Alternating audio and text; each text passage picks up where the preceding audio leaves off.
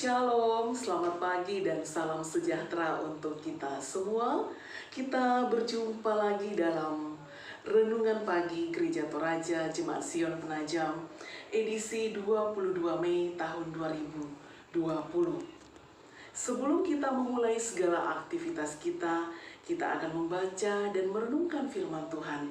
Tetapi sebelumnya, kita berdoa. Bapa dalam surga, kami bersyukur untuk pagi hari ini. Tuhan telah menyertai kami dari malam hari, hingga pada pagi hari ini kami boleh bangun dengan penuh keberkatan, dengan tubuh yang sehat, segar dan bugar. Sebelum kami memulai segala aktivitas kami akan membaca dan merenungkan firman-Mu.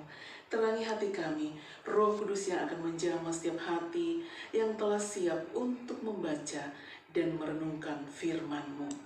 Di dalam nama Tuhan Yesus kami berdoa. Haleluya. Amin.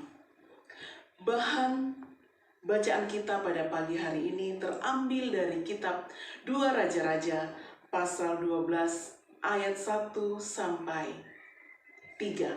Firman Tuhan berbunyi demikian. Dalam tahun ke-7 zaman Yehu, Yoas menjadi raja, dan 40 tahun lamanya ia memerintah di Yerusalem.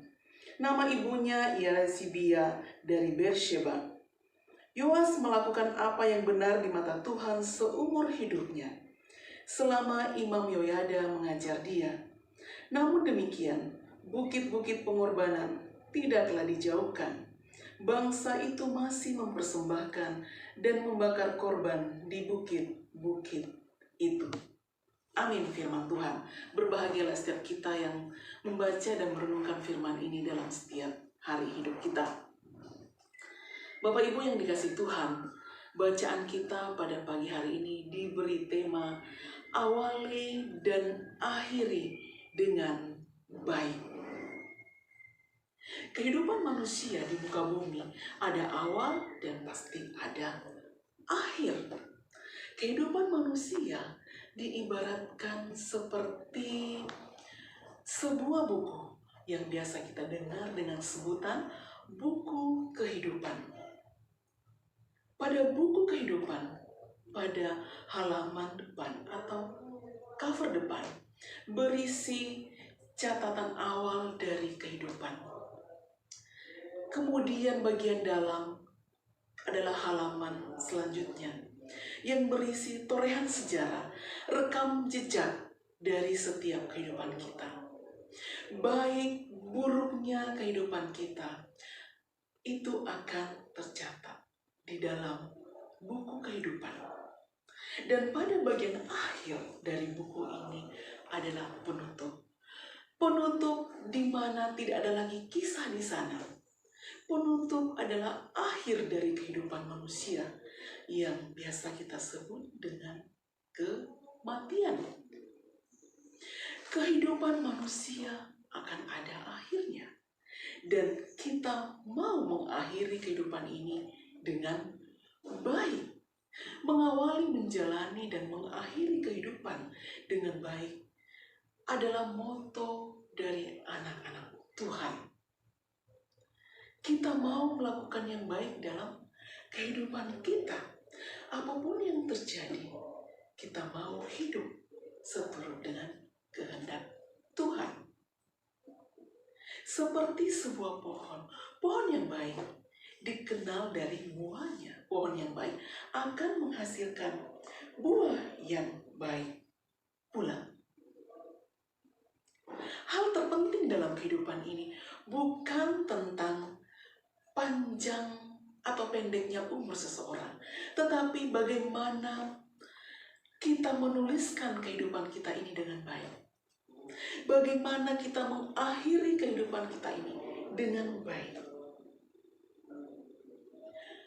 Kehidupan kita akan berakhir dengan baik jika kita hidup dalam kebenaran dan hidup dalam kesetiaan. Di dalam kitab Timotius, kehidupan diibaratkan seperti perlombaan lari, di mana Titik awal adalah start dan berakhir pada titik akhir yang biasa disebut dengan finish. Rasul Paulus membicarakan tentang perlombaan lari dalam kehidupan. Bagaimana kita mengakhiri pertandingan perlombaan ini dengan baik. Sehingga kita keluar sebagai seorang pemenang. Bapak Ibu yang dikasihi Tuhan, kehidupan kita akan berakhir. Semua yang kita lakukan akan berakhir.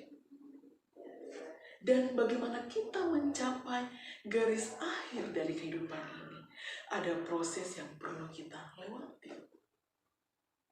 Kita perlu ketekunan, kita perlu hidup dalam kebenaran dan kesetiaan kepada Tuhan. Setiap hari iman kita akan terbangun, sehingga pengenalan kita kepada Tuhan akan semakin kokoh dan tidak akan tergoyahkan. Kunci sukses untuk mengakhiri kehidupan yang baik adalah hidup dalam kebenaran dan kesetiaan. Kita yakini bahwa hidup dalam kebenaran, hidup dalam kesetiaan akan ada upah yang Tuhan berikan, upah yang besar Tuhan berikan kepada kita. Jika Tuhan mendapati hidup kita tetap dalam kesetiaan dan kebenaran. Demikian renungan kita pada pagi hari ini. Selamat beraktivitas, selamat menikmati hari yang penuh kasih karunia Tuhan. Kita tutup dengan doa, kita berdoa. Bapa di surga, terima kasih kalau kami telah membaca dan merenungkan firman. Apa yang kami renungkan hari ini boleh kami lakukan, boleh tertanam baik dalam hati kami. Ajar kami untuk melakukan yang terbaik dalam kehidupan kami, sehingga hidup kami ini boleh berkenan di hadapan-Mu. Berkati setiap anak-anak-Mu, berkati yang berulang tahun, tambahkan sukacita mereka yang dalam kelemahan tubuh, Tuhan pulihkan, Tuhan sembuhkan. Ke dalam tangan-Mu kami serahkan kehidupan kami.